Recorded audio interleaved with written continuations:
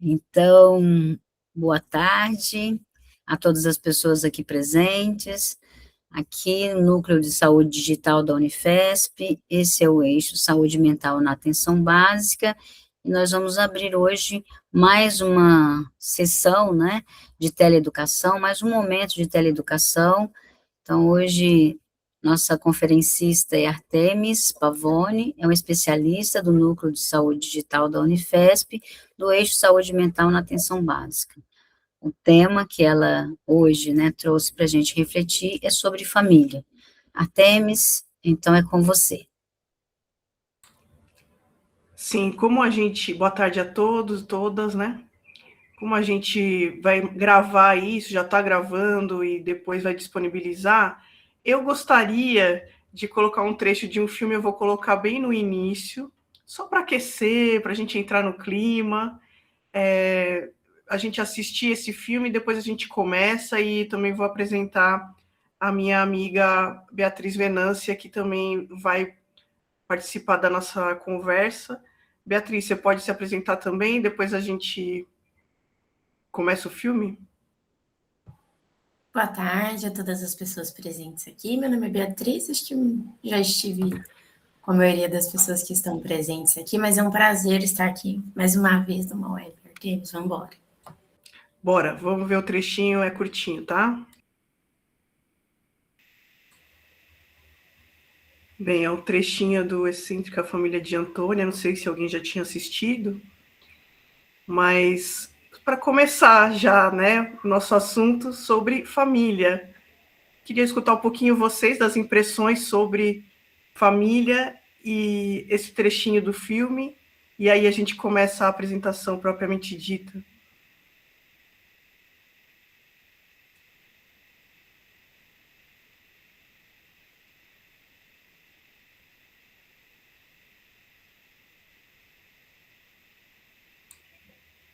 O que tem a ver com a família, esse trecho de filme, gente?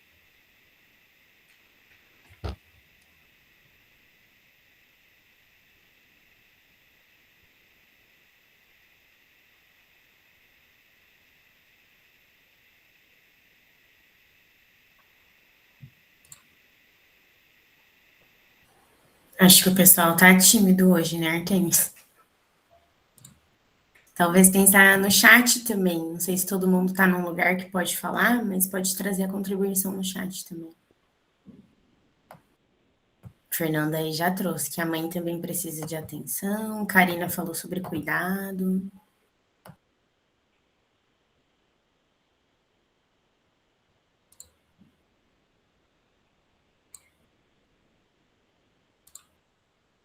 Família para além dos laços sanguíneos. Fernanda complementa, né, que essa mãe também precisa de acolhimento. Maria Lúcia falou tudo. Família pode ser um grupo de pessoas ligadas pelo afeto ou pelo sangue. Obrigada, pessoal, por compartilharem as impressões de vocês. Então, hoje a gente vai falar sobre o protagonismo da família. Ela é a protagonista do cuidado. Pelo menos a gente vai tentar fazer com que as pessoas comecem a pensar sobre isso. E por que trazer um tema assim em relação à saúde mental na atenção básica? Bem, a gente vive uma transição, às vezes a gente volta um pouquinho atrás, a gente às vezes vai para frente, mas uma transição de paradigmas, da gente pensar no indivíduo isoladamente, doença, diagnóstico, sintomas, ou pensar de uma maneira que seja sistêmica, que seja olhando para o todo, que seja olhando para todos os sistemas envolvidos naquela vida, naquelas relações. E também o cuidado em saúde mental não é mais isolado, ele é um cuidado que faz parte da cidade. A gente vai trabalhar um pouco isso, e claro que as pessoas que têm sofrimento mental ou que estão passando por qualquer questão de saúde mental, elas precisam ter o apoio e a ajuda da família. Então, a gente vai falar um pouco sobre isso e também o quanto que, às vezes, existe uma questão do paciente identificado. É como se fosse um sintoma que aparece, aquela pessoa está com algum sintoma, Só que aquilo é como se fosse um alarme sobre algo que está acontecendo na família. Mas a gente vai desenvolver esses assuntos, então. Então, nossos objetivos hoje: compreender o conceito ampliado de família, de que tem a ver com isso que vocês trazem, né? A questão da afetividade, as pessoas podem ser laços consanguíneos ou não, quem que acolhe, né? Quem que faz o cuidado. Então, o conceito de família, todos já passaram por essa reflexão de que pode ter sido mais antigamente, bom, existe um pai, uma mãe e filhos, né, aquele comercial de margarina, filhos consanguíneos, e que isso é uma família. Hoje a gente pode ter liberdade de dizer que existem muitos tipos de família, não é? A gente quer refletir sobre o papel da família no cuidado em saúde mental, se é um papel passivo, se é um papel ativo, se é um papel de cooperação. A gente vai apresentar também algumas ferramentas que podemos usar nos atendimentos, nas abordagens familiares, e tentar apoiar a prática das equipes de saúde da família e todos que trabalham com famílias. O que é família? Então, primeiro, como a gente estava falando, não é uma ideia fixa, ela precisa estar no momento histórico, cultural, o que é família hoje, não era 100 anos atrás, não era 1000 anos atrás, e também, dependendo da cultura, é visto de uma forma diferente. É um sistema aberto, dinâmico, interconectado, ou seja, tudo vai mudando, as coisas, elas são fluidas. Então, aliás, saúde é mudança, fluidez, e também não é um sistema isolado, não são pessoas isoladas de um contexto social, de uma cidade, de um país, né? Tudo tem influência. Então, como vocês já estavam falando, pessoas que compartilham cuidado, vínculo afetivo, convivência, sentimento de pertencimento. Acho que isso me pega bastante, a questão do pertencimento. É como se a minha família, ela me dissesse quem eu sou. Eu pertenço a isso, eu sou assim, por conta de ter essa família, né?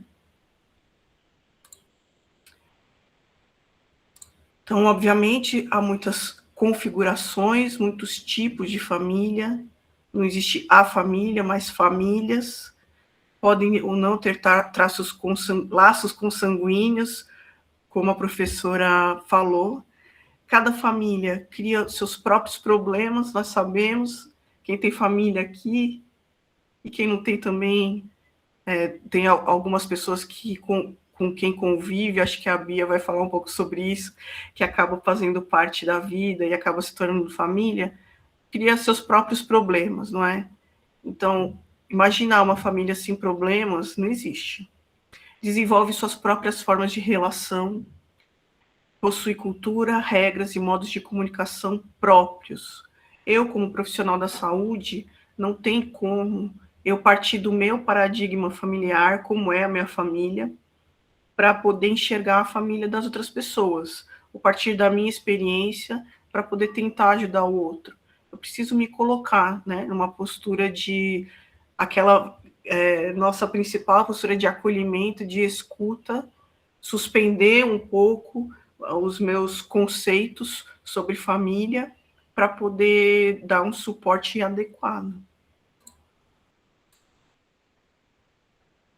É um espaço relacional, é o principal meio relacional do sujeito, quando a gente aprende, onde a gente aprende a se relacionar, a se ver, a ter conflitos, a resolver conflitos, ter limites ou não ter limites. Então, ela influencia muito a saúde ou o adoecimento, a norma ou a transgressão. Se eu tenho não em casa, se eu tenho só sim, se eu aprendi que isso é certo, aquilo é errado, tudo é na família, são os valores que a gente tem e que, repetindo, são diferentes entre as famílias. O amor, o conflito, o sofrimento, que também são inerentes à nossa vida. É na família que se produz sentidos, histórias e trajetórias únicas, trajetórias singulares. Quando a gente vai contar a nossa história de vida, a gente obrigatoriamente fala sobre a nossa família. E a nossa história de vida, ela não começou com a gente, né? Ela começou antes ali com nossos pais, nossos avós, ou quem nos criou, quem foi responsável, né, por nós.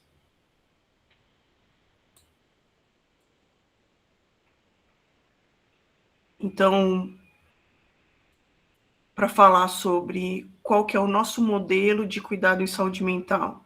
O antigo, que a gente gostaria que não houvesse mais, mas alguns lugares ainda tem, então por isso que a gente tem que sempre falar, não é? Repetir sempre, falar da história para que ela não se repita. Modelo de isolamento. Então, uma pessoa tinha um sofrimento mental, a gente pegava ela e colocava num lugar bem longe, distante, isolava, ou no manicômio, hospital psiquiátrico, ou se não fosse o caso, pelo menos ela não frequentava a escola, ou não frequentava todos os espaços que todos frequentam, não é? Internação, exclusão social e familiar. Então, a família também era separada dessa pessoa, afastada do cuidado.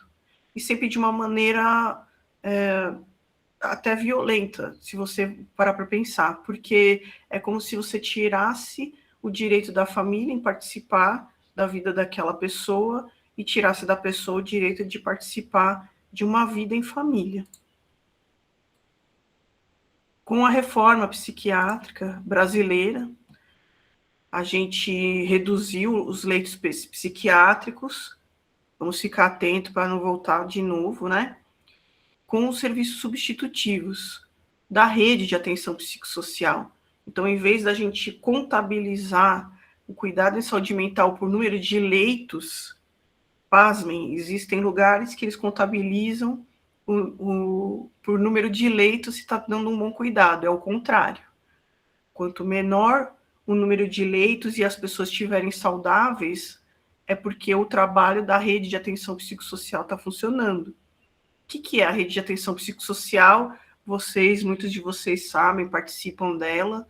Então, os CAPs, os serviços residenciais terapêuticos, até o hospital geral, em caso de emergência, a UBS, enfim, todos os lugares e serviços na cidade e junto com a família. Então, os serviços comunitários são priorizados agora no nosso paradigma de cuidado atual. Cuidado em liberdade. Então, cuidar não é trancar, né? A gente tem que garantir o direito à cidadania das pessoas com sofrimento mental. E a gente só garante isso se a gente não privar as pessoas do convívio social e familiar. Então, por isso, a reintegração social e familiar.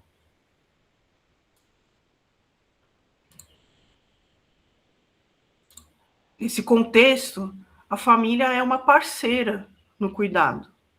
Então, não vamos pensar que a família... eu vou chamar a família do João para ver se o que ele está falando é verdade, porque ele falou que tem chip implantado, né, no cérebro dele e que estão vigiando ele. Vamos ver se isso é verdade ou não, ou se a família traz outra coisa, ou outra coisa menos radical. O fulano falou que a mulher dele está traindo ele. Vamos chamar a mulher dele para ver se ela está traindo ele. Enfim, não é só um informante ou está tomando o remédio direitinho. É uma parceira do cuidado. E mais, se a gente vir a família como um sistema, ela também faz parte. Então, a gente acaba ajudando o familiar e a família, ao mesmo tempo que a gente presta o cuidado para o paciente identificado, né? Aquele que, não, essa pessoa está trazendo sintomas de saúde mental, por exemplo, a pessoa não está dormindo. Em vez da gente olhar para essa pessoa, vamos dar um remédio para ela dormir, ou ver qual que é a doença que ela tem, a gente pode também pensar que tem alguma coisa nessa família que precisa ser olhada. E aí a gente acaba achando, se a gente conhece bem a família, dá o suporte, e aí a gente acaba ajudando mais. Então, é interessante que a gente tenha a postura de acolhimento, né, escuta ativa, que a gente possa ter esse ambiente de convivência, produzir a autonomia, não só do usuário do serviço, mas da família. A gente possa ensinar. Então, vou dar algum exemplo aqui. Vamos, então, entregar o remédio do João em pacotinhos, escrito manhã, tarde e noite, para ele tomar. Por quê? Porque o João ele não consegue fazer isso sozinho, ele precisa pegar o pacotinho. Mas a tia dele, que mora com ele, ela não pode aprender isso e tá junto do João e dar o remédio para ele, e aos pouquinhos eles vão aprendendo juntos? E mais, óbvio, né? A gente pensar se eles podem frequentar um espaço cultural da cidade juntos, se ela pode ir com ele, pegar ônibus para ele melhorar o medo que ele tem de andar na rua. Enfim, o exercício da cidadania, como eu venho frisando.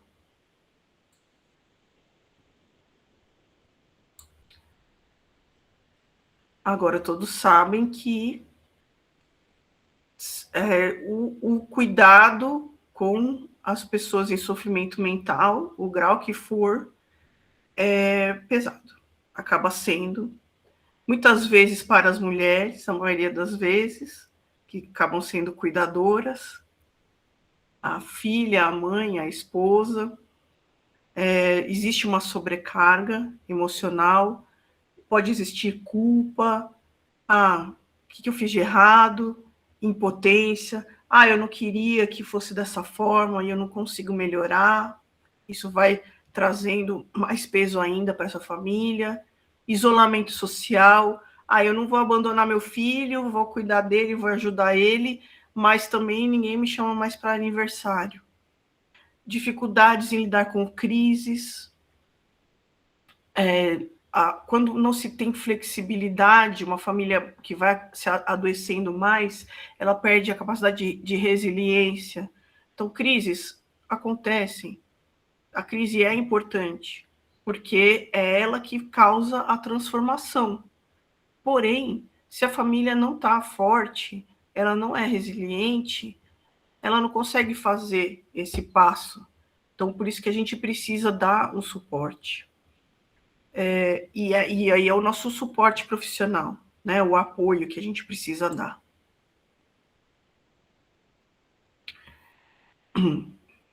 Atenção básica, a gente vê a família como objeto e sujeito do cuidado, como a gente vinha falando. Atenção integral e territorial, então no lugar que a pessoa mora, e é para todos os aspectos da vida dela. Precisa ter atenção para o vínculo da equipe com a família, da família com a equipe, da comunidade com a família. Então, está tudo inserido num contexto. Não é com consultas individuais e com prescrição que a gente resolve a maioria das coisas. E aí estão os nossos recursos, que são o acolhimento, a escuta qualificada, as visitas domiciliares. Na estratégia saúde da família, a gente está no lar das pessoas, a gente vê como elas vivem, a gente dá o suporte, a gente dá o apoio para aquilo que elas precisam, numa equipe multiprofissional. Tem o prontuário da família, o ideal é que seja assim, né? Que você consegue ver a dinâmica familiar já ali no prontuário. Já conhece a família toda, a avó que traz o neto, mas a mãe dele é tal fulana, que tem tal questão. É importante que sejam feitas periodicamente, frequentemente, as reuniões de equipe, por conta, além de ser o olhar multiprofissional que enriquece a discussão, também cada pessoa da família, cada família tem um vínculo com o profissional que vê de uma forma, a gente comunitária vê num contexto, a médica vê em outro. Então, se você troca as ideias, você consegue ter uma visão mais amplificada dessa família e consegue ajudar mais. E aí, não só o usuário, mas a família pode ter um projeto terapêutico singular. A gente não tem uma receita de bolo que a gente vai aplicar para todos. A gente, conhecendo a família, consegue indicar e construir junto um projeto terapêutico singular. Então, a gente tem que pensar que a saúde da família não é a soma da saúde dos indivíduos. A família é um ente, a família é um sistema, é como se fosse um ser. A mudança de um membro afeta todo o sistema. Quem não viu um caso clássico de, por exemplo, dependência química, que a mãe... eu gosto sempre de contar esse exemplo, participava de um grupo, né, com um psiquiatra, num CAPS-AD, para dependência química, participava do grupo de família, né? E aí as mães iam lá, a maioria mães e esposas, tal, as esposas dos alcoolistas, umas senhorinhas, as mães dos dependentes químicos, sempre as mulheres, né, a maioria, as senhorinhas, tal. Aí o médico, a mãe falava, ou a mulher, eu já fiz de tudo, eu não aguento mais, o fulano não muda, eu não aguento, porque eu já dei de tudo. Aí o médico falava, senhora, vai arrumar seu cabelo, vai no cabeleireiro, senhora, vai comprar uma roupa, senhora, faça alguma coisa. E na semana seguinte estava todas as senhoras toda arrumada, toda bonita. Por quê? Ele chacoalhava elas para olhar para elas. Elas acabavam melhorando a si mesmas, e depois de um tempo, depois de muita adesão ao grupo e de elas pensarem também na própria saúde mental, até os filhos e maridos participavam do tratamento, né? Muitas vezes eles não participavam e as famílias participavam, e com o tempo, até vendo a melhora, né, dessas mulheres, o próprio paciente identificado também procurava se transformar, né? É um sistema. Então, a gente tem que considerar a história familiar, o ciclo de vida, como eu estava falando, é diferente a gente pensar numa criança, uma família com jovens e crianças, ou uma família com idosos, uma família só com... Tem muitos agora, hoje em dia, né? Muitas vezes os pais já faleceram, né? Pais cuidadores de pessoas com transtornos mentais, por exemplo, já faleceram e ficaram os irmãos, então uma família de irmãos já idosos, um tentando dar suporte para o outro. É diferente, né? E no contexto social, que obviamente os recursos são diferentes, as maneiras, o acesso aos serviços são muito variados, não é?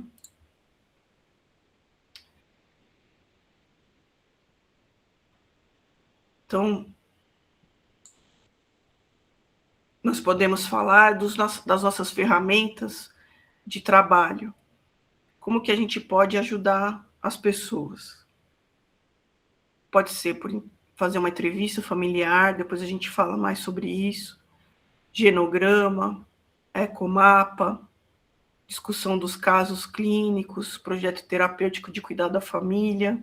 Então, vamos abordar cada um desses.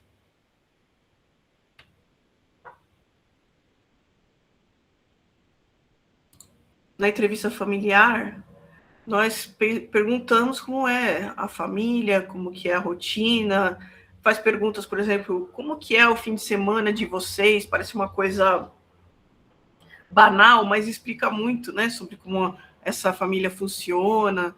Então, quem são? Porque, como a gente viu no começo, pode ser um casal hétero, né? Um homem, uma mulher e uma filha, mas pode ser outro tipo, pode ser uma senhora, duas mulheres e um senhor idoso, que nem é do mesmo laço consanguíneo, mas sim afetivo, né? Como no filme que a gente abordou, essa com a família de Antônia. Mas o sistema familiar pode ser também pessoas que não têm uma casa, né, Bia? O que você poderia dizer sobre isso? Artemis, acho que não só sobre as pessoas que não têm uma casa, né, mas que trouxe essa dimensão das pessoas que têm só cuidadores idosos, a gente também lida com muitas pessoas que não têm nenhum tipo de cuidador nesse lugar de consanguinidade, né? Mas que estabelece algumas relações comunitárias de afeto e até de apoio. Então, às vezes, tem uma residência coletiva ali, uma pensão ou um certo espaço no território onde o aluguel, por exemplo, é mais barato, as pessoas sabem ali, né? Porque também tem todo um traquejo da equipe nessas situações em que a pessoa também, né, não tem quem a apoie, né, nesses processos de empenhar, né, a vida, de exercer a cidadania. Então, a gente sabe que tem um trabalho dos técnicos ali, muitas vezes, de irem também costurando essas possibilidades, mas acho que também tem uma dimensão que é a própria coletividade que as pessoas vão desenvolvendo, né? Muitas vezes moro ali perto, sei que você vai no CAPS também, vamos junto, ou muitas vezes ao contrário, né? Olha, a pessoa não tá vindo, a pessoa não tá bem, falou que tá tomando remédio, não tá, mas que a gente tem essa sensibilidade de escutar também sobre todas as relações, né? Às vezes a gente fica preso numa ideia de família que tem que ser, não tem pai, não tem mãe, não tem irmão, não tem tio, né? Não tem família extensa, não tem ninguém no mundo, não, né? E aí acho que talvez seja o caminho inverso, né? De perguntar para a pessoa quem ela reconhece como fontes de apoio. Vai ter alguém, nem que seja, tem um tiozinho na praça que ele sabe que eu passo lá todo dia, 10 horas da manhã, de bicicleta, assim. Mas é nesse sentido de ir pensando também em outras redes sociais, né? Então, talvez a entrevista familiar ela possa também ser individual e às vezes comunitária, né? Chamar essas pessoas também para outras participações, não só nesse lugar restrito. Perfeito, isso mesmo. Uma ferramenta que a gente tem é o genograma, que é a representação gráfica da família, né? As bolinhas, quadradinhos, a gente vai falar um pouquinho sobre isso. Mínimo 3 gerações, a gente costuma perguntar. Bom, eu faço dessa forma, mas tem muitas formas de fazer, eu vou falar como eu faço. Perguntar. Bom, vamos falar da sua família, da família da sua mãe, né? O que é a sua mãe? E depois o seu pai, depois perguntar se eles foram casados ou não, como que eles se conheceram, e aí eles tiveram quantos filhos, primeiro vem quem, a gente vai ver graficamente aí, né? E se a pessoa tem filhos, então vai a mãe, o pai, a pessoa, aquele com quem fez a família, e os filhos, ou se não, para cima, né? Os avós dessa pessoa, se é uma pessoa mais jovem. E aí a gente consegue fazer vários tipos de relações, com vários tipos de visualizações, como as relações entre as pessoas da família, os vínculos, se são estreitos, se são frágeis, os conflitos e os padrões. Muitas vezes você vai ver ali no genograma coisas que vão se repetindo, né? Então tá aí um exemplo de genograma. Então nós temos aqui representados, todo mundo sabe fazer, o masculino aqui, o homem, né, um quadradinho, a mulher uma bolinha, é a mãe e o pai desse daqui.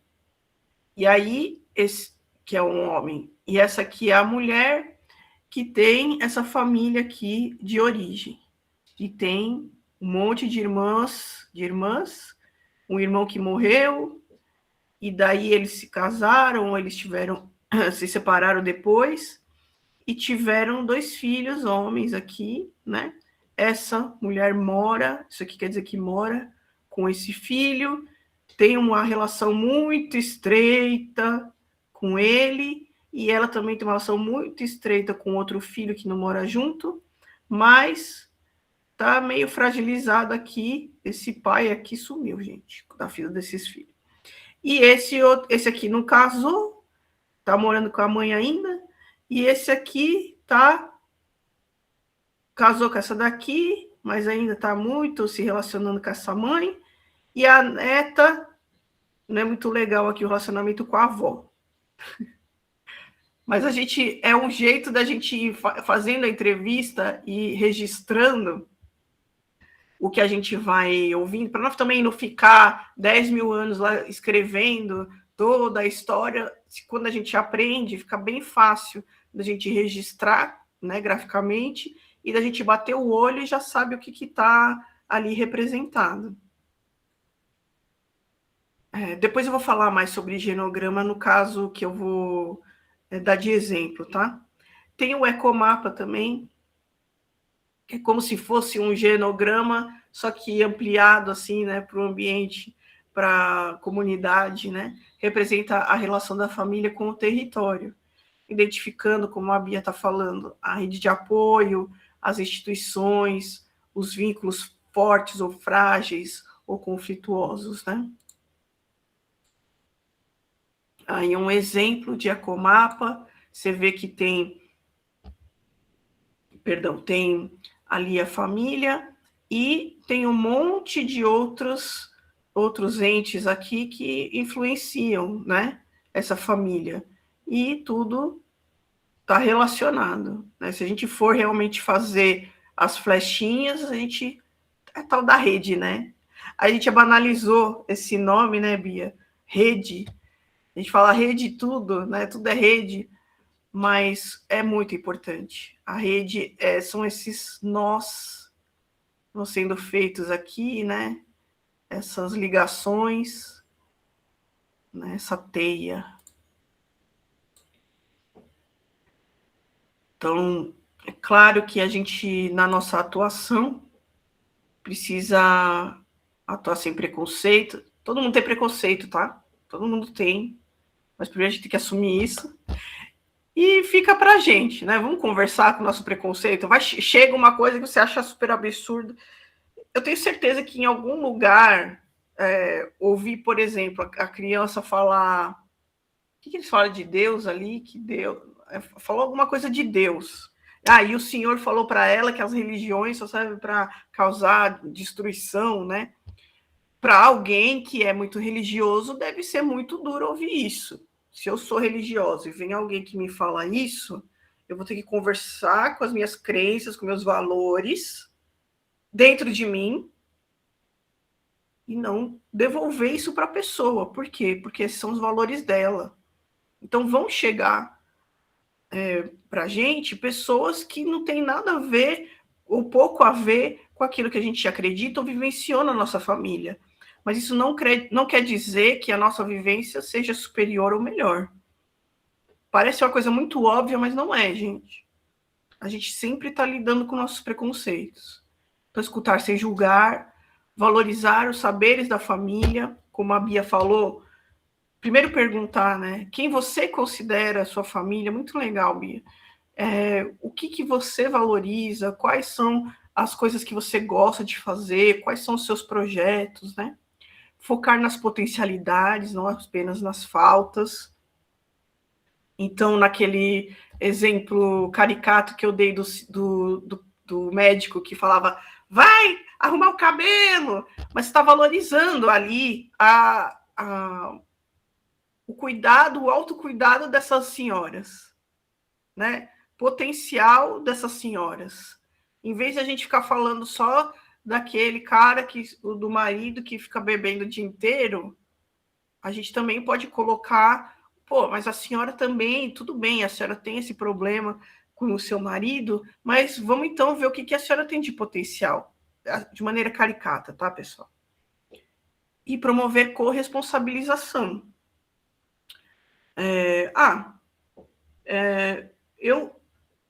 Isso daqui é o que a gente está pactuando, que vai ser o projeto para a família, né? Projeto terapêutico, o projeto de vida. Agora, eu não vou ficar na casa da pessoa, eu não vou ficar ligando para ela para ver se ela está fazendo aquilo. Precisa fazer sentido para ela e ela também precisa se responsabilizar por isso, não é? Na visita domiciliar, a gente identifica, né, esses cuidadores, as pessoas que estão mais próximas, mapeia o cuidado realizado, a gente vê quem está sobrecarregado, fortalece a rede social e constrói soluções junto com a família. No exemplo aí de caso, vocês vão ver isso. Então, vamos falar do caso. É interessante, uma senhora, né, de 50 e poucos anos, que ela fazia tratamento de saúde mental há muitos anos na UBS. Ela tinha questões, ela tinha o diagnóstico de esquizofrenia, tinha algumas questões de uns sintomas psicóticos, mas era bastante funcional, ela vivia ali com o marido dela e tocava a vida com esse senhor e o tratamento na UBS. Entretanto, ela foi agravando, ela foi piorando, foi desenvolvendo mais sintomas positivos, tendo mais persecutoriedade, ela tinha uma sensação de metal na boca e que tinha alguma coisa que ela engolia, uma cobra, era uma coisa bem sensorial que ela tinha, que deixava ela muito aflita, aumentava a pressão dela, ela estava sempre de pressão alta, e o pessoal da UBS encaminhou para o CAPS, porque ela não estava legal e tinha esquizofrenia.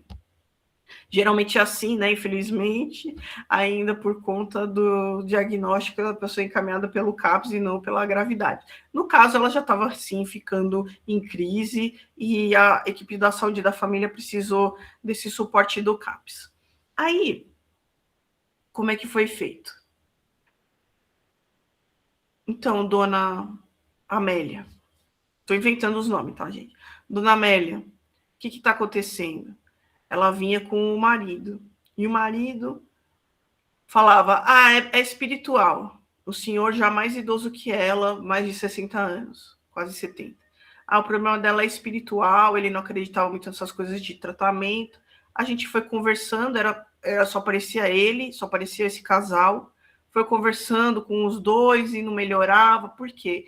Ele acreditava que ela não precisava de medicação, que a questão dela era espiritual. Mas, de algum jeito, eles davam conta da vida deles ali, mas depois foi se percebendo que era um pouquinho disfuncional, porque os dois acabavam dependentes de benzodiazepínico. Então, ela tomava benzodiazepínico, clonazepam, e ele tomava. Igual água. Um pegava o do outro e ficava essa coisa. E fumava. Os dois fumavam. Fumava. Fala, Rosana. Você levantou a mão, Rosana? Foi sem querer, amor? Então, vou continuar. Então, fumava, e aí tomava remédio. Gente, isso não ia fazer bem para nenhum dos dois. E, de fato, o senhorzinho também foi piorando a saúde dele, clínica, vascular. Ele teve que amputar uma perna e, posteriormente, ele teve que amputar a outra perna. Então, estava esse casal aí, vivendo isolado na casinha deles. Cuidar de saúde mental não ia dar muito certo para nenhum dos dois. Só que ele era muito, assim, patriarcado, sabe? Machista, tá, gente? Ele achava que ele mandava nela e que ela tinha que fazer o que ele queria e que ele cuidava dela. Então, era uma cena até bizarra. Por quê? Porque ela ia empurrando ele de cadeira de rodas, uma ladeira assim, bem íngreme, longa, uma senhora empurrando o senhor, chegava no CAPS e ele que estava acompanhando ela. Só que ele não acreditava em tratamento, ela estava em sofrimento e já não sabia mais o que fazer. Por que ela desorganizava? Porque ela era a única cuidadora dele e ele o único cuidador dela. E chegava, e aí a gente foi, bom, quem mais que tem nessa família? Primeira pessoa que a gente conseguiu contato foi a irmã dela. A irmã dela mora num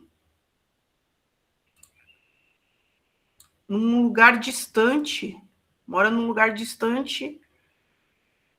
né? E ela é que a gente tinha contato por telefone e de vez em quando ela aparecia para acompanhar.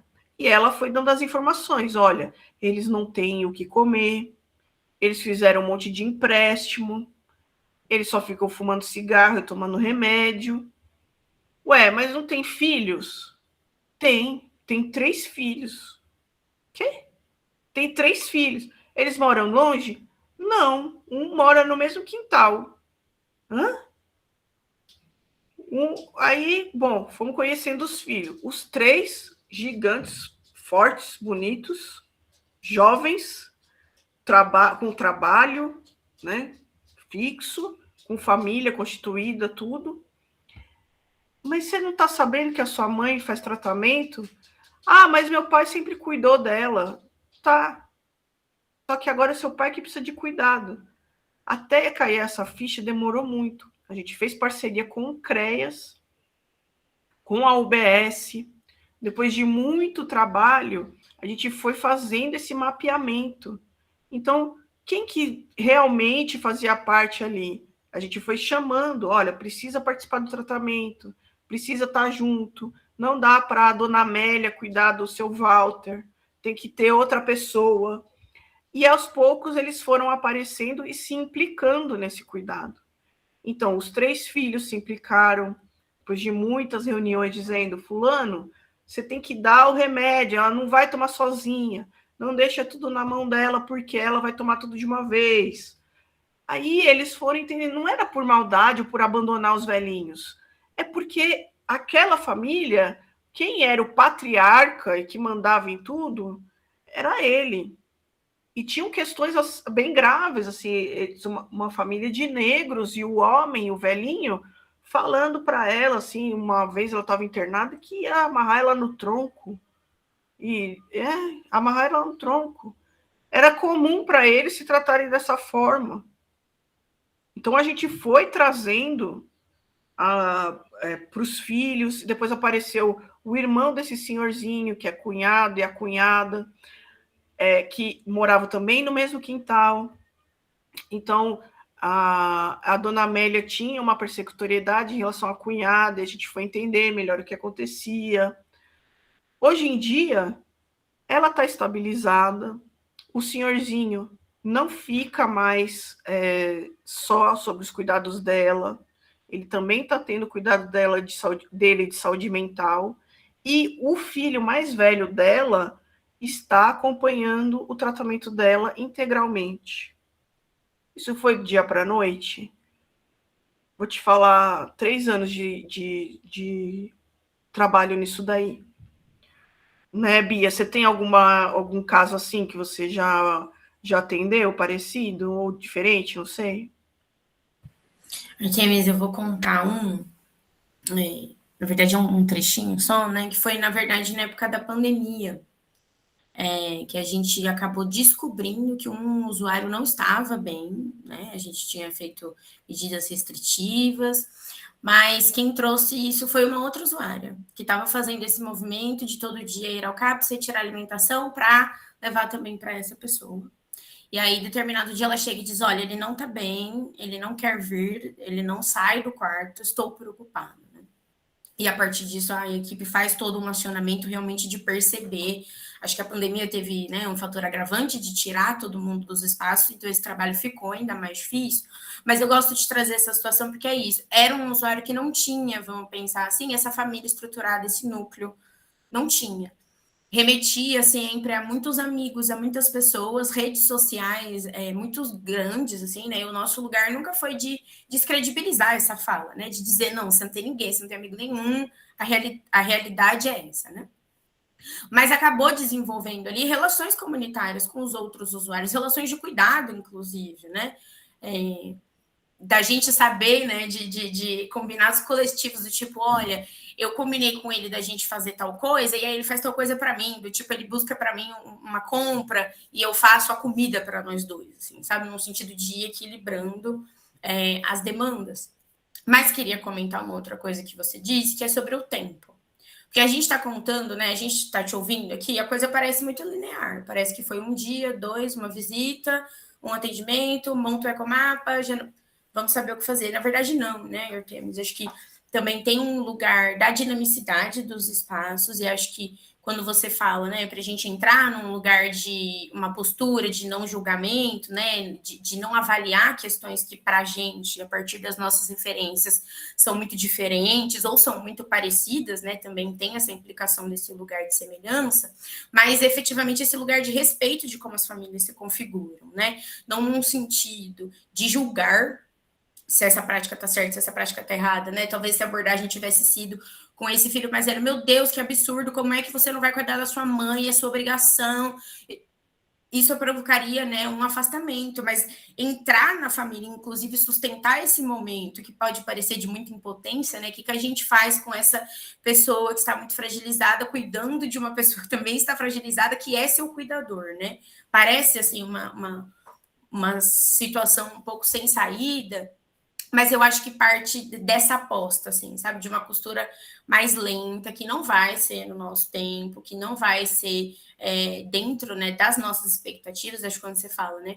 Todos nós temos preconceitos, acho que também entender que nós vamos ver o mundo a partir da nossa possibilidade de construção, né? A gente vai enxergar a partir das experiências que a gente teve, os nossos referenciais de família, vendo, né, dos lugares de onde a gente veio.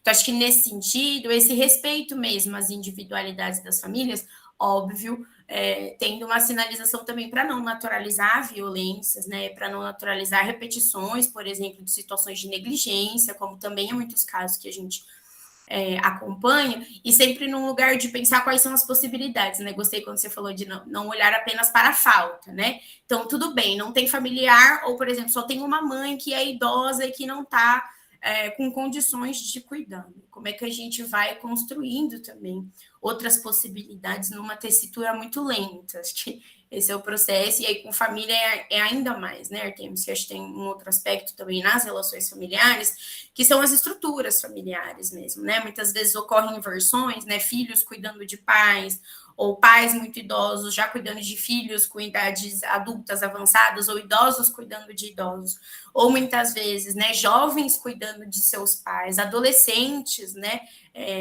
filhos de mães solos, por exemplo, que acabam se desorganizando nesse lugar, fica nesse lugar desse filho, dessa filha, dessa pessoa, né? Então, ir compreendendo também como cada uma das famílias vai se configurando e entender também esses processos de perda, de significação, né? É um processo difícil acompanhar o adoecimento de uma pessoa, então esses momentos, né, de mais desorganização, eles falam também do modo como a família vai receber isso, muitas vezes a desorganização do sujeito desorganiza ainda mais a família, né, ou muitas vezes a família, ela consegue perceber uma desorganização e já leva, né, essa questão, consegue ter essa percepção, mas isso também vai de recurso, né, para cada família. Acho que nesse processo também, né, foi lento trazer essa pessoa, esse filho mais velho para esse cuidado. A gente também precisa compreender que talvez algumas coisas sejam lentas. Só para terminar, lembro que uma unidade básica de saúde, que eu trabalhei um tempo, a gente tinha uma idosa que ela... Aquele típico, né, poliqueixosa. Ela estava lá na unidade sempre, ela estava lá falando sempre, ela queria medir a pressão dela, ela queria bater papo com alguém, a verdade era essa. Né? Eu tinha um lugar ali social da unidade de saúde, mas ela foi tendo alguns agravos de saúde, e a ideia foi, então, começar a procurar entender mesmo na vida dessa mulher quem poderia ser esse apoio, porque não aparecia, né, nessas aproximações, era uma idosa que morava sozinha, enfim. Mas para ela tinha um lugar de resistência de aceitar ser cuidada por esses filhos mais novos, assim, né? Não, eu não quero dar esse trabalho, eu tô bem, eles estão lá com a vida deles, e onde já se viu, eu tô boa, né? Eu posso continuar cuidando de todo mundo, mas não. E aí acho que esse lugar de perda dessa referência, né, de ser quem cuida de todo mundo, também era um fator de sofrimento, também era um fator que, ainda que a gente não soubesse, afastava um pouco a família desse lugar. Então, fazendo essa amarração tudo aí só para puxar um papo, acho que era disso que eu queria contribuir. Muito boa a contribuição. E como você falou em puxar um papo, e aí, pessoal? E vocês? O que vocês pensam? O que deu para refletir? Ou o que vocês gostariam de perguntar? Fiquem à vontade.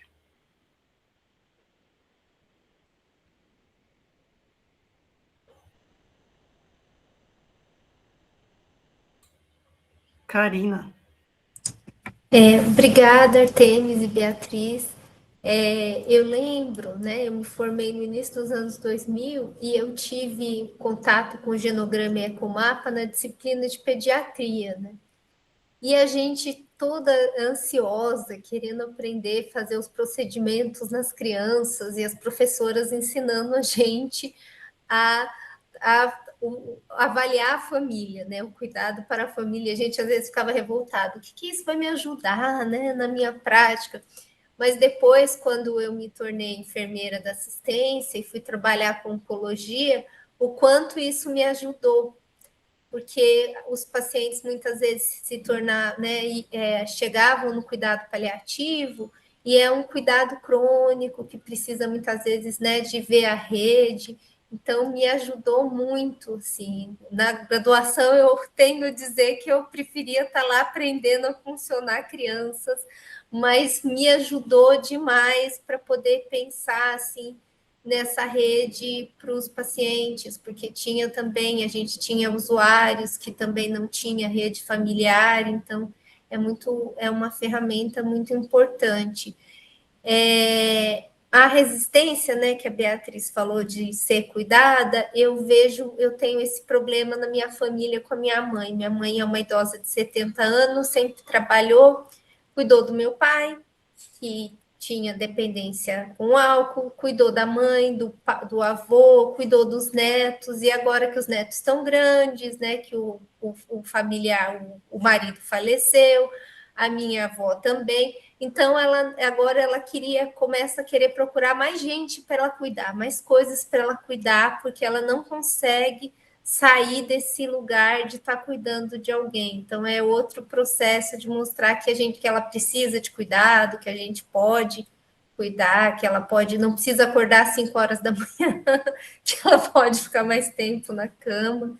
Então, é bem isso, né? A gente todo um processo, porque é uma estrutura de vida, né? As pessoas nesse lugar de cuidador, e às vezes ela não consegue se colocar nesse lugar de ser cuidado.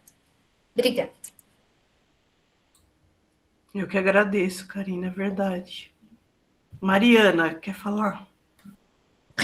Não, eu queria só saber se vocês têm, às vezes, experiência, que tive algumas dificuldades nessa abordagem de família, entender essa questão do cuidador e trazer o cuidador para a família, quando a gente vai descobrindo questões de abandono, né, dos filhos. Então, esses pais que abandonaram os filhos, é um pai que abandona os filhos, depois necessita de cuidado, e a gente teve bastante dificuldade em acessar essa família devido a esses laços aí, desses conflitos, né, principalmente relacionados a abandono. Se vocês conseguem, se vocês tiverem aí encontraram, né, esse tipo de situação, e se conseguiram aí ter alguma experiência exitosa, quais os caminhos, porque quando a gente olha para a legislação, existe esse papel também, né, dos filhos cuidarem dos pais, né, mas essa relação de abandono dificultou muito a gente repensar, né, essa estrutura, principalmente quando tem, às vezes, divórcio, e esse pai se afasta, depois está sozinho, precisando do cuidado, então, como que, se vocês têm algum direcionamento, alguma experiência de que vocês conseguiram trabalhar aí essa questão, né? Sim, muitos casos e sempre demorando bastante, e com muita paciência, empatia. Eu vou citar um pedacinho de um caso de uma pessoa que tinha um problema orgânico, mental, né? Mas era por causa de uma lesão que a pessoa teve, e ela era uma senhora, e ela foi abandonada, né? Ela vivia ali como uma pessoa sem família. Foi feito todo um trabalho para encontrar família, um lugar para ela morar, um benefício social para ela poder pagar esse lugar, e com todo o suporte da assistência social, da saúde, etc., e encontramos a filha dela, que ela não tinha criado, essa filha. E, aos pouquinhos, a filha foi se aproximando, não tinha realmente esse lugar de mãe, né? Chamava pelo nome, a fulana, mas a filha começou a fazer o que ela pôde. Ela não acolheu a mãe na casa dela, ela não foi morar com a mãe, mas ela, por exemplo, administrava o dinheiro, porque a mãe, ela esquecia. Então, ela era uma pessoa assim que ela comprava o cigarro e aí ela dava para todo mundo, só que ela esquecia que tinha dado. Então, ela arrumava confusão para todo mundo, com todo mundo, porque todo mundo roubou o cigarro dela. Então, ela não tinha muita noção das coisas. Então, quem administrava, fazia as compras básicas para ela era a filha. E, aos poucos, com o passar dos anos, né, essa filha foi participando mais, indo na casa dela para dar uma arrumada, participando, tudo. Então, é isso, é sempre a gente suspender nossos julgamentos, porque a filha não foi criada por ela. Tudo bem, tem uma responsabilidade legal, é a pessoa com sanguinidade, etc., mas era uma desconhecida. E, aos pouquinhos, ela foi participando, tanto que essa pessoa veio a falecer, mas quem que estava lá, né, no velório era essa filha, o esposo da filha, os netos dessa pessoa, foi criado um vínculo, né, e que foi próximo, cuidou quando pôde até o final. Não sei se vocês já tiveram uma experiência assim, e por que da pergunta, Mariana? É um caso, mas a senhora acabou falecendo e a gente começou a suspeitar de negligência e maus tratos. A gente ia para fazer a reabilitação física, mas ela já não conversava, não tinha uma troca com a gente, sempre muito fraca, né? E aí a gente chegava lá 4 horas da tarde e ela tinha acabado de almoçar. Quando a gente precisou trocar para 11 horas da manhã, o filho se negou ao atendimento de fisioterapia por causa, tipo, ela não acordou, ela não tomou café da manhã. Então, a gente produziu relatórios junto com a unidade de saúde, para poder ter apoio ali para a investigação da situação, né? E aí a gente foi descobrindo coisas relacionadas ao abandono da mãe em relação ao filho, né? Que às vezes ele trazia entre um contato e outro, não foi minha mãe que me criou, fui criada pelos meus avós, né? Então, todo o histórico de cuidado dela, mas tinha uma questão também que, enquanto eles. E aí depois a gente foi descobrir depois, né? Que o período que ela estava no hospital, porque por acaso eu conheci uma pessoa que conheceu ela no hospital, conversando com uma outra professora que estava no outro serviço, e quando ela teve alta, o filho foi assinado para buscar, ele não foi buscar, mas ao mesmo tempo, esse filho estava recebendo o benefício dela, então tinha várias questões sociais, financeiras, inclusive, dentro dessa relação, né? Então, foi bem complexo, né? Então, a gente repassou o caso para assistência social, ele não abriu mais a casa para a gente da fisioterapia, porque a gente tinha que ir no final da tarde, né? E aí, porque no final da tarde, ele levantava ela, dava banho, dava comida para receber a gente. Então, foi bem complexo, a gente teve muita dificuldade de lidar ali sozinho com a equipe de referência, fisioterapia, e aí a gente foi acionar a rede para fazer aí essa construção aí do cuidado, mas a gente não conseguiu aí ter uma resposta efetiva em tempo para poder costurar aí melhor esse cuidado, né? Então, ele não abria a porta quando precisava fazer coleta em jejum, pela manhã, que tinha todo o fluxo da unidade de saúde para fazer a coleta para os exames de sangue, né? Mesmo às vezes, quando o médico fazia as visitas a cada 3, 6 meses, era bem complexo, né? Porque tinha uma dinâmica ali que a gente nunca entendeu bem, né? E ele não deixava a gente entrar em casa, a gente tinha que atender ele ali na área, tipo um alpendre ali, uma sacada que tinha, assim, uma entradinha na casa, que a gente trabalhava com ela. Então, a gente não conseguia ver exatamente em que condições que ela estava sendo mantida dentro daquela casa, né? Então, por isso que a gente deu seguimento aí no relatório para uma denúncia, porque a gente precisava de suporte aí de outros serviços, né? Então, mas isso gerava uma frustração, um sofrimento na gente enquanto equipe também, né? Porque a gente não conseguiu aí estar acionando aí essa família, né? Para esse cuidar. Então, por mais que quem ela foi, não era o que importava para mim, mas para mim que ali era uma pessoa na qual os alunos já estavam tentando desenvolver aí o processo aí de cuidado, de pelo menos retornar aí algumas perdas, né? Pois é. Gabriela. Oi, Artemis. Uma coisa Oi. Quanto tempo? Uma coisa que você falou que eu achei bem interessante, assim, que me pego pensando, foi quando você disse dessas relações de troca também que vai estabelecendo, né? O cara que levava as compras, aí a outra moça cozinhava para os dois, que acho interessante essa dinâmica para não ter uma cristalização dos papéis, né? Enquanto essa é a pessoa só que precisa de ajuda. E isso eu vejo tanto em pessoas com questões, com sofrimento psíquico, com envelhecimento também, né? Como que a gente encontra lugares para ser mais de uma coisa só, né? Receber esse cuidado não está restrito a ele. Não sei, me vejo... eu tenho uma avó de cadeira de rodas, com Alzheimer e tal, e aí, recentemente, ela encontrou com meu tio, ela olhou para ele e falou, a unha do seu pé tá comprida, você quer que eu corte a unha do seu pé? E é uma cena engraçada, mas poder também falar, você está precisando de ajuda? Assim, um certo dinamismo, né, nos lugares que a gente ocupa,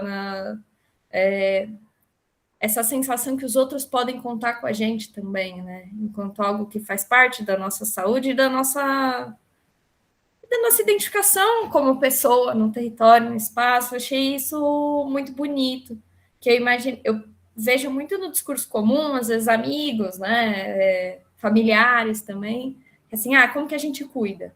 Então, não tirar qualquer mínimo estresse, qualquer obrigação, e aí você retira muitas vezes a participação dessa pessoa na dinâmica familiar, né? E aí, às vezes, um mecanismo de cuidado é ter um dia que a pessoa participa da janta, ajuda a fazer, e, pô, isso aqui é o que fiz. E eu acho que essa foi uma parte muito interessante que você pegou, e eu fico sempre pensando nisso, né? Como que a gente cria um cuidado que respeita os obstáculos, dificuldades da pessoa, mas também não retira esses estímulos, né? Esses desafios bons da vida. Né? Mas, enfim, achei muito legal. Se você quiser comentar sobre isso. Perfeito a sua colocação. Fico pensando que a pessoa que tem, né, Alzheimer, etc., se a gente tira tudo que a pessoa conhece e coloca para ficar mais fácil para a gente cuidar, né, vou colocar um lugar neutro, etc., é até pior, né? Ela precisa ter algumas referências e ela ser uma pessoa que faz alguma coisa ainda, que se lembra de cuidar da unha do outro, faz ela se lembrar dela também, né? Muita saúde aí. E você falar de movimento, né? Flexibilidade, isso é saúde. Doença é, cara, parado, né? Luciana? Oi, boa tarde. Boa tarde. Vocês estavam falando coisas assim que mexem muito, né, comigo, né, e no meu dia a dia de trabalho, né? Trabalho num território extremamente vulnerável na região central de Santos. E aí, quando vocês falam de vínculo, né, você falou muito de vínculo, né? Eu fico pensando nos idosos que a gente atende, que moram, a maior parte moram em cortiços, né? E criação de vínculo em cortiços é muito difícil, porque a rotatividade é muito grande, né? Geralmente eles não têm vínculos familiares, né? Tem muitas questões envolvidas. Então a gente tem muitos idosos sozinhos, né? Que bem ou mal o dono da chave é a única pessoa de referência, né, que ainda faz alguma coisa porque ele recebe o aluguel, que se ele também não cuidar, ele não vai receber aquele aluguel, né? Então, fico pensando também, né, essa questão do vínculo familiar, ele é muito importante, concordo com isso, né, plenamente, mas também pensar que é da ampliação de políticas públicas, porque a gente tem uma restrição muito grande quando a gente pensa em cuidado com idosos, né, no município, que a gente tem hoje quando a gente pensa no idoso sozinho, né, sem familiar, sem vínculos com amigos. Aí vem a única solução que a gente tem, ILPI. Mas ILPI, ele não precisa de uma ILPI, ele precisa de outros cuidados, né? E a fila da ILPI é imensa, porque falta, né, outras questões, faltam uma casa-dia, né, faltam cuidadores que poderiam passar lá no dia a dia para ver as outras questões, né? Então acho que assim, essa questão da política pública sempre me pega muito, né? Porque a família ela é importantíssima, mas também vai muito dentro do que a Mariana falou, né? Também da questão dessa perda de vínculo, a mãe que a família não conseguiu dar conta de cuidado dos filhos, e aí tem essa questão de afastamento, não consegue, para voltar é muito difícil, né? Às vezes até tem uma solidariedade, mas não é um envolvimento muito grande, né? Porque teve muitas quebras durante toda uma vida, né? E aí a gente fica à mercê de poucas opções de cuidado, né? Que muitas vezes a gente, né, da atenção básica, da EMULT, faz para esse idoso, mas que a gente não consegue fazer nem o mínimo de que ele precisaria, né? Com o apoio aí da assistência, né? Mas falta moradia, falta outro olhar para essas pessoas, né? Falta, Luciano, falta sim. Queria, antes de chamar o Luciano, o Igor aqui fez um comentário, obrigado pelo comentário, e uma pergunta. Quanto ao cuidado a partir do acesso aos familiares ou à rede de apoio fora do horário comercial, majoritário da atenção primária. Como foi o desafio de encontrar esses atores externos ao cuidado do familiar, considerando que muitos trabalham fora de casa? Usaram recursos digitais? Foi fácil? Não, fácil não, né, Igor?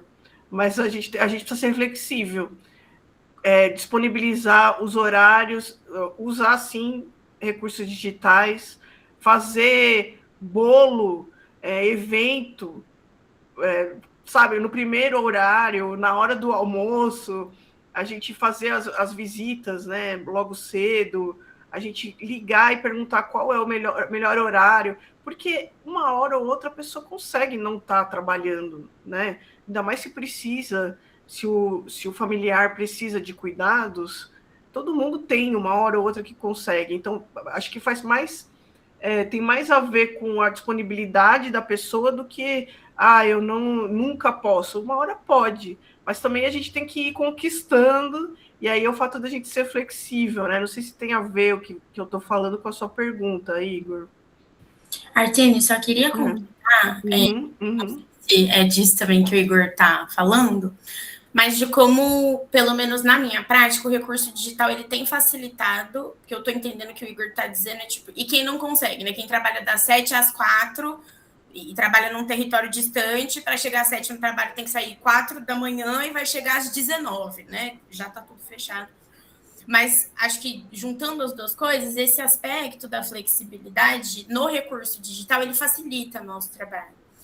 Uma estratégia que eu tinha de cuidado era falar com a mãe de um adolescente que eu atendia no horário de almoço dela. Era uma chamada de vídeo, era no refeitório da empresa dela, mas foi o espaço que a gente conseguiu para trocar, para estar disponível ali. Não consegui fazer uma visita domiciliar? Não consegui fazer uma visita domiciliar. Consegui trazer essa pessoa para um atendimento? Não consegui, mas ela não ficou desassistida, mas a gente não deixou de tentar costurar uma estratégia. E aí, pode parecer simples, né? Mas muitas vezes essa disponibilidade mesmo, de estar lá, sabe, gente? Mas é meio-dia, é hora do meu almoço.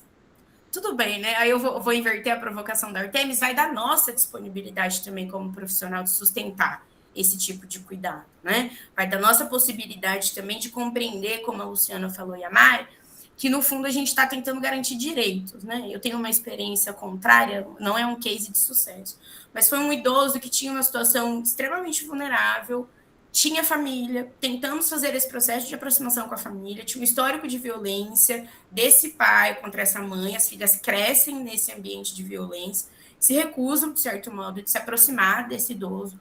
A gente vai ali num trabalho delicado, uma delas topa, e aí num desses episódios, desses dias, dessas visitas de cuidado, ele agride verbalmente, assim, de uma maneira muito violenta. E isso rompe de todos os modos. E o que a gente entendeu ali é que era, então, nossa responsabilidade garantir pela via do Estado o cuidado acessível para aquele idoso.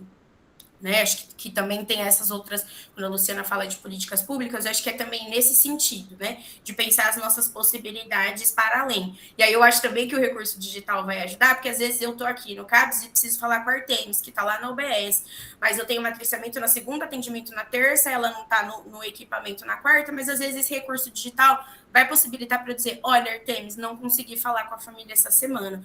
Eles apareceram aí na unidade básica de saúde? Acho que é um pouco por aí, Igor. Não sei se era disso que você estava falando, mas queria contribuir dessa perspectiva.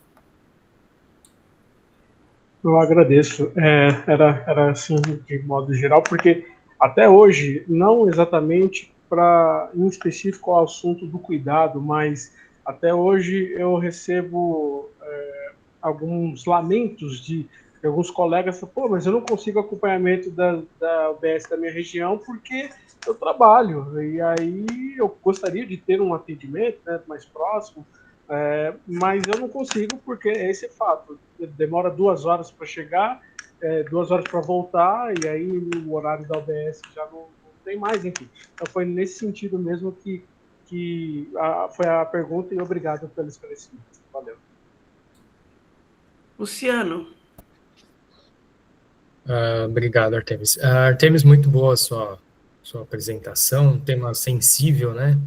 E aí as suas colocações foram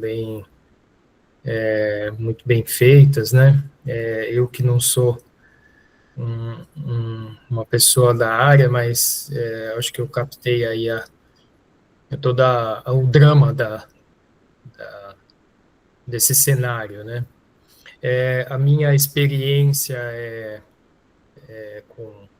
eu vou contar, na verdade, um caso, né, que eu fui por questão até de talvez turística, ou que eu fui conhecer o Parque do Juqueri,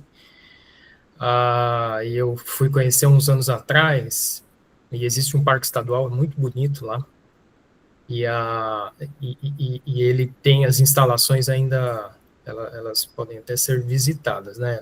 Elas se misturam com um bairro na região de Franco da Rocha.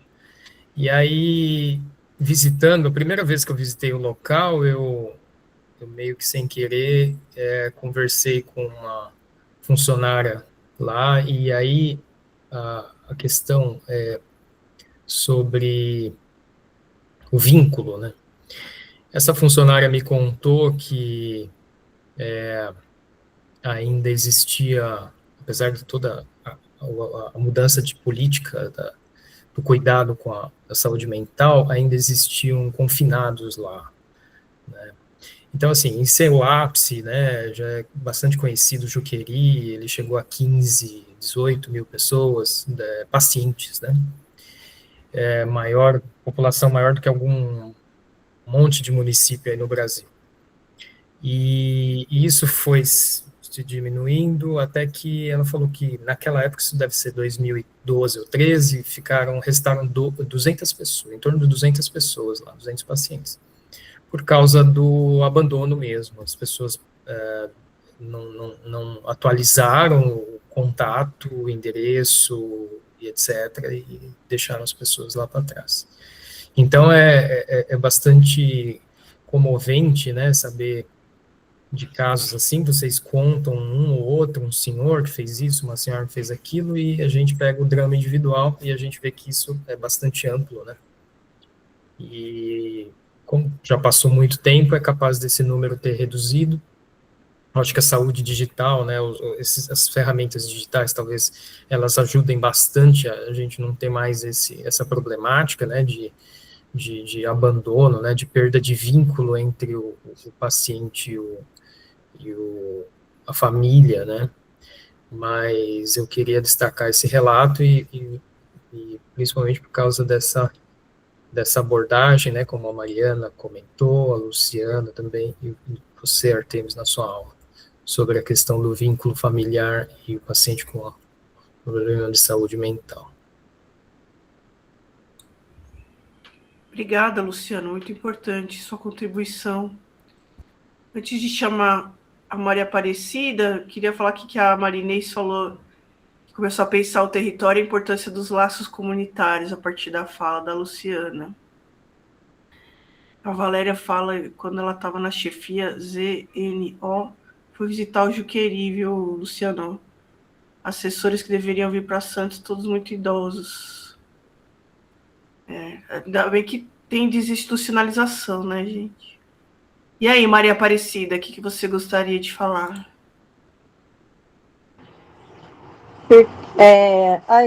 Foi falas maravilhosas, né? Mas, assim, eu vou falar da minha experiência. Porque eu penso assim, o abandono do idoso, a gente é natural, assim, não é natural e é natural que a gente vê muito nas comunidades, né? Porque tem que se trabalhar, né? A família tem que trabalhar. Mas a gente vê também que a família, quando a pessoa está idosa e precisa de cuidados, que a gente vê da parte da família, eles trazem muita coisa do passado. Ah, para que eu vou cuidar? Fulano agia assim, né? O profissional não pensa assim. Mas a gente também, é aquilo que a gente fala, a gente tem que cuidar muito da família, né? Porque, como você falou, a gente ia buscar a família, o filho que não cuidava, porque às vezes eles tragam aquelas mágoas do passado muito para o presente naquele momento, né? Porque às vezes tem filho, eu já ouvi isso, tem filho que fala, mas por que eu vou cuidar? Ela tratava melhor do meu irmão, que meu irmão que cuide, né? E sabendo que o pai, eu penso assim, pai e mãe não faz diferença eu penso, eu fui criada daquele jeito que sempre tem um filho que tem que cuidar dos idosos. Mas isso, assim, a gente vê muito, né, nas cidades do interior, que traz muito isso, e onde a gente tem que cuidar também da família, porque tudo depende, o tratamento do idoso com problemas mental, ele depende muito da família. E é nessa hora, porque, como a Luciana falou, a gente não tem política pública para essa atenção, porque uma atenção 24 horas, ele precisa de atenção 24 horas. E aquela atenção que a família também tem, aquele, como alguém falou aí, até às 5, né? Então, e depois das 5? Né? Talvez um familiar precise desse apoio. Eu vou contar minha experiência. Quando eu cuidei da minha mãe com Alzheimer, eu tinha apoio da minha família, né? Gente, minha rede de apoio foi totalmente minha família que me ajudou. Não posso. Hoje eu cuido da minha sogra. Por eu morar longe, a minha rede de apoio é como alguém falou aí da comunidade. É a comunidade que eu moro. Eu moro num acampamento do Movimento Sem Terra. Então, minha rede de apoio hoje é essa comunidade. Quando eu preciso, é essa comunidade. Quando faz 5 anos que a minha sogra veio comigo, é que eu falo, é a atenção da família. Ela veio com, né, desenganado do médico, o médico, ela tem Alzheimer, alguma deficiência, que ela fica na cadeira de roda, né? E o médico falou, olha, ela só tem 30 dias de vida. Então, assim, a gente já veio com aquilo que ela ia falecer dali 30 dias. E já vai fazer 6 anos que ela está comigo aqui nessa comunidade. Então, assim, a inclusão lá, ela vivia com uma filha que morava no fundo e vivia numa casa sozinha. Aqui não. Aqui ela vive no meio de todo mundo. Tudo que tem, ela participa. Então, isso trouxe a vida dela de volta. Já tem 6 anos, para quem tinha 30 dias de vida. Então, assim, o cuidado da pessoa mental, gente, tem hora que eu acho assim, é tão fácil, mas ao mesmo tempo é tão complicado, porque a gente vê que a família também precisa de um apoio. No começo, que a gente foi cuidar da minha mãe, que a minha mãe, no início do Alzheimer dela, muitas vezes eu, particularmente, que sou muito sentimental, eu sentava e chorava e falava, minha mãe, não pode estar acontecendo isso, porque ela muda, né? Quem tem Alzheimer muda totalmente, né? Assim, o comportamento. Então, eu e meus irmãos passamos por um psicólogo para entender a doença da minha mãe, que aquilo, né, que era uma doença, o médico dela também conversou com a gente. Então, assim, fez nós entender, porque a família dificilmente entende quando a pessoa começa a ter aquelas atitudes do início do Alzheimer. Eu estou falando de experiência própria. Então, a gente precisou de um acompanhamento, não foi, né, no início, para minha mãe ter um acompanhamento digno, que ela teve um acompanhamento no início. Então, assim, ela não perdeu, né, não esqueceu o nome de ninguém da família, às vezes confundia, mas daqui a pouco voltava. Então, ela teve aquele tratamento que é o tratamento correto. Já na minha sogra, no começo, ela já não teve isso, entendeu? Uma que eu moro longe, mas também tinha familiares. Então, ela não conhece praticamente ninguém da família. Assim, os filhos, quando chegam, né, ela não tem isso. Então, assim, é que eu falo, toda família precisa também do apoio. O doente precisa, mas a família também precisa, porque eu não, talvez, se eu não tivesse esse apoio, porque toda a família dela, da minha sogra, mora longe, e eles não deram conta de cuidar, entendeu? As filhas não deram conta de cuidar, os filhos não dão conta de cuidar. Então, chegou é um exemplo, tá? Eu estou citando porque é minha família, então eu posso falar. Que teve que fazer uma reunião. Olha, a gente não dá conta de cuidar, vai ter que pôr numa casa de longa permanência. E é aquilo que a gente fala, a gente não tem isso. Por mais que a cidade lá seja uma cidade grande, é difícil você encontrar, né? Foi aonde que eu intervi. Falei, olha, como Nora, né, eu posso ajudar, né? Conversei com meu marido, falei, você é o filho, você resolve, né? Então, eu posso ajudar. Mas aí, tipo assim, a gente vai ajudar tão pouco tempo, né? O que é 30 dias de vida? Passa rapidinho. E no final não era nada daquilo. Hoje já está em 6 anos, ela tem 92 anos e assim, o psiquiatra fala, eu nunca vi um caso desse jeito. Como ela chegou tipo assim, a melhora mental que ela teve, entendeu? Então, assim, se a família também não tiver aquele apoio, eu falo que essa melhora dela não é a mim, não é meu marido, é toda a comunidade. Porque a comunidade entende, eu tenho esse apoio da comunidade. Então, para mim, se torna mais fácil. E só um exemplo, ela tomava 10 remédios quando ela chegou aqui. Hoje ela toma um remédio. Então, assim, sabe, as pessoas entendem, se ela chega, ela quer cuidar das pessoas, ela vai mexer na roupa, as pessoas entendem isso aqui na comunidade. Ela quer mexer no cabelo para cuidar, que ela acha que está cuidando, as pessoas deixam, sabe? Ela vai cuidar ali da mão da pessoa, ela vai beijar, as pessoas entendem, entendeu? Ela não tinha isso lá, porque ela ficava praticamente o tempo todo sozinha, então isso ajudou a melhorar. Então, assim, eu penso que a saúde mental, ela, como eu falei, ela é simples, ao mesmo tempo é complicado. Mas, e a família também precisa ser acompanhada, né? Como a Artemis falou. E como o filho mais velho começou a acompanhar a mãe. É a gente buscar tudo isso, sabe? Porque até levei e a saúde dela se melhorou 200% em tudo, tudo, tudo, tudo. Ela não tem nada, ela tem 92 anos, ela não tem nada, nada. A saúde dela é melhor que a minha.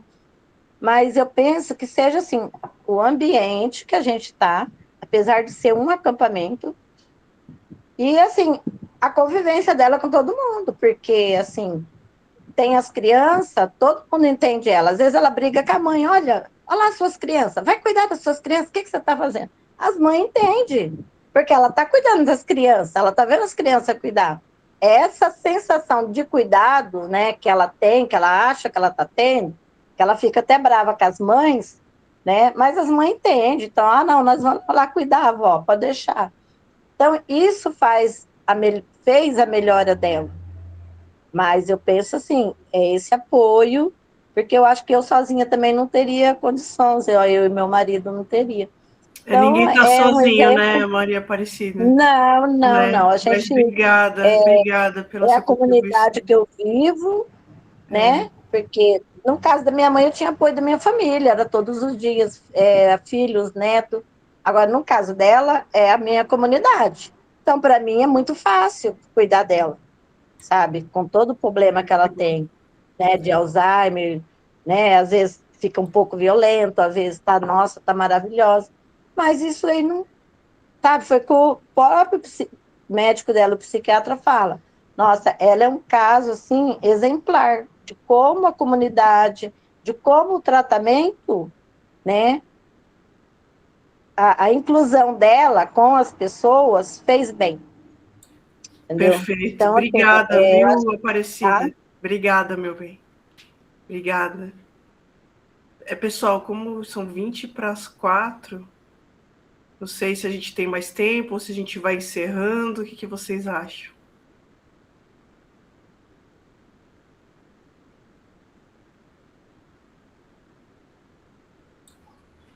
A Mercedes só dá coraçãozinho. Tem que falar oi, Mercedes.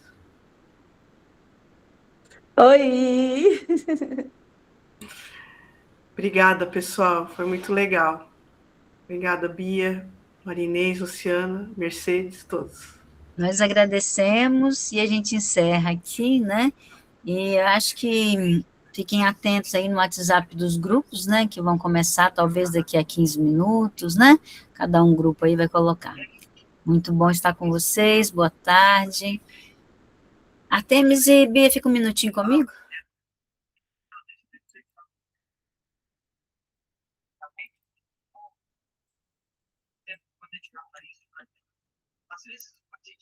Artemis, você pode tirar a gravação?